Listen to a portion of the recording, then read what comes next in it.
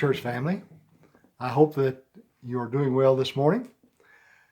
We are in another week of pandemic isolation, but we've gotten some good news here in the last day or two. It looks like there are plans in place and being developed to phase us out of this isolation back into a degree of normalcy.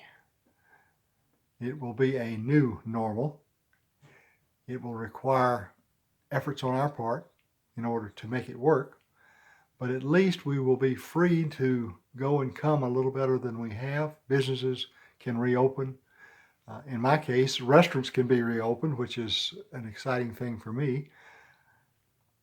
So as we go back into this, we just want to be sure that we are taking the proper measures, taking the proper steps to keep our distances, to keep our hands washed, to do all those things that they tell us that we need to do to protect ourselves and protect others. Because if we don't, we might have to go right back into it again, and we don't want to do that either. So as we get to that point, I would just pray that we all appreciate exactly what's going to happen and appreciate our efforts to make it work.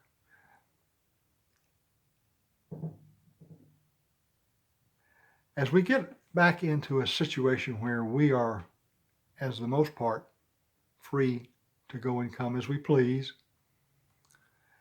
I would like all of us to keep in mind that there are a number of individuals within our body that can't do that.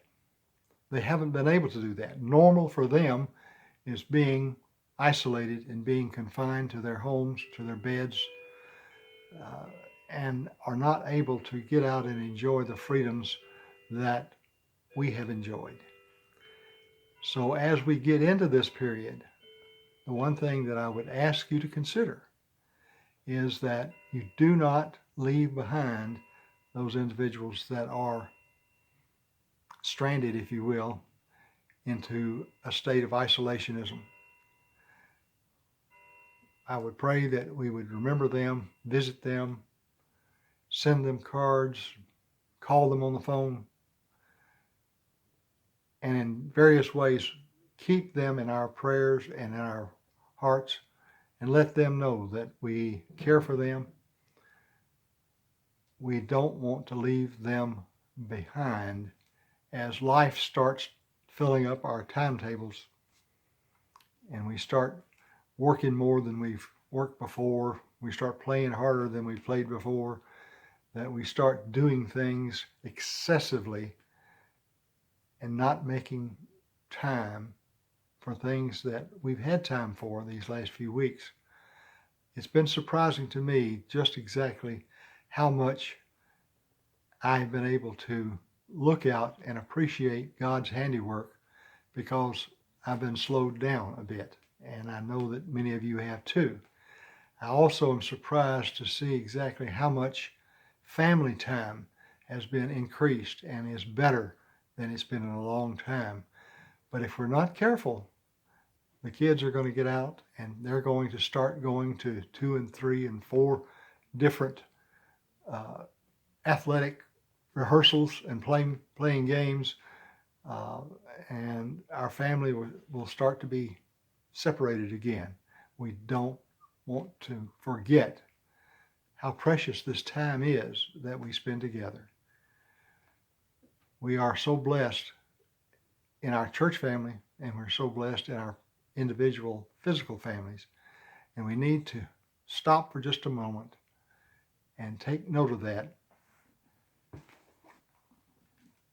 I want to read a passage, a small passage that comes to us from the book of John, the 13th chapter. It is from Jesus' mouth. A new command I give you, love one another as I have loved you, so you must love one another. By this all men will know that you are my disciples, if you love one another. That's the key. loving, and showing love. Thank you.